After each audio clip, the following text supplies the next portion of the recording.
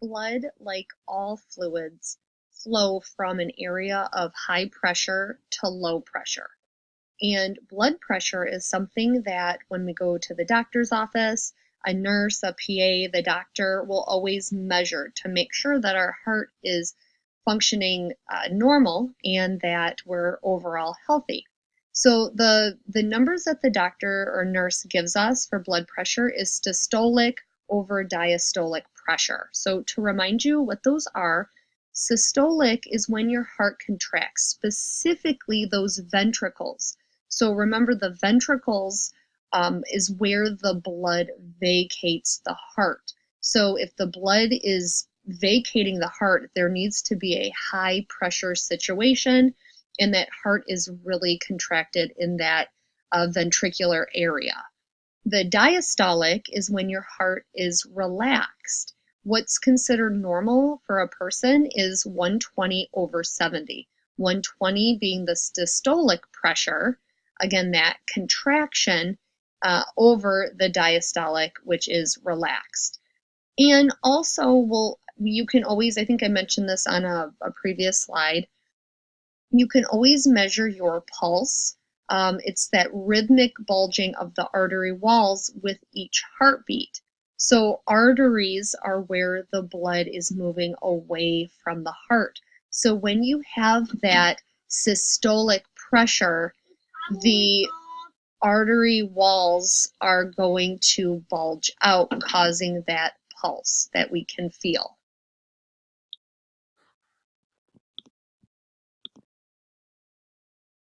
The actual cuff that the doctor's office or hospital uses in order to measure blood pressure is called a sphygmomanometer, which I'll only be saying that one time. Try to say it 5 times fast. And how the cuff is actually used. When you put the cuff on your arm and it's really, really tightened, one of the arteries is cut off, so pressure is building. The nurse, again, PA, is going to slowly release that pressure.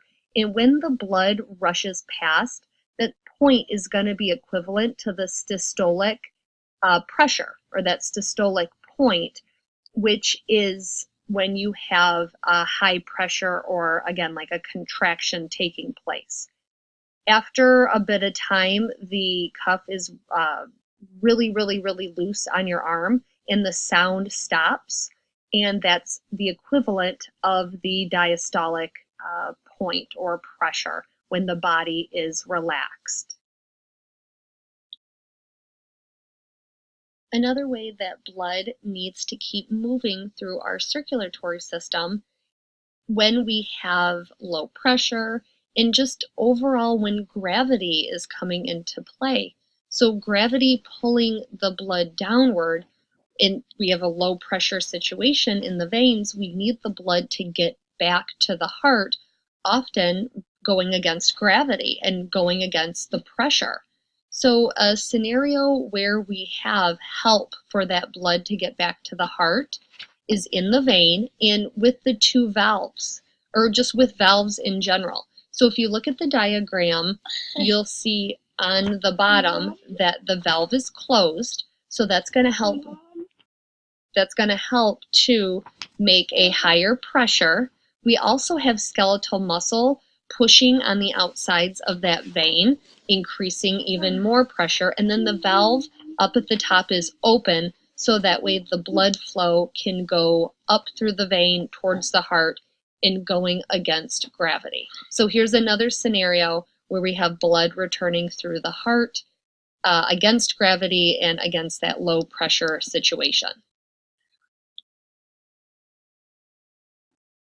In a human body, we have approximately 7 billion capillary vessels for getting blood moving around our body, whether it's from arteries and veins or just throughout tissue. And because we have so many of these capillaries in contact with so much of our body tissue, these capillaries often lose a lot of fluid. And per day, around 4 to 8 liters of fluid is lost from those capillaries into surrounding tissues. Now, we can't have this be a one-way street because then the capillaries would dry up, which isn't good. So the lymphatic system is what returns lost fluid and proteins back to the blood as a fluid known as lymph.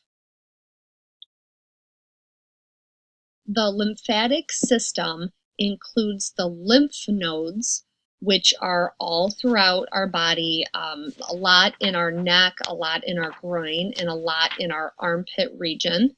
And then we also have lymphoid organs. So to mention some of them, the adenoids, which are in our head, tonsils, again, head, spleen, which is maybe on like the left-hand side rib cage zone, Peyer's patches, which are a part of our small intestine or attached to, and our appendix, which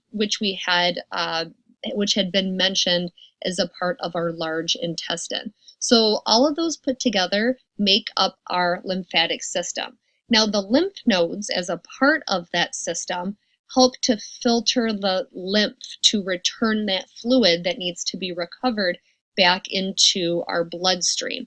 And also the lymph nodes serve as a source of immunity. They house our white blood cells. So because they house our white blood cells, when we are fighting any sort of an infection, the white blood cells need to duplicate and duplicate and duplicate.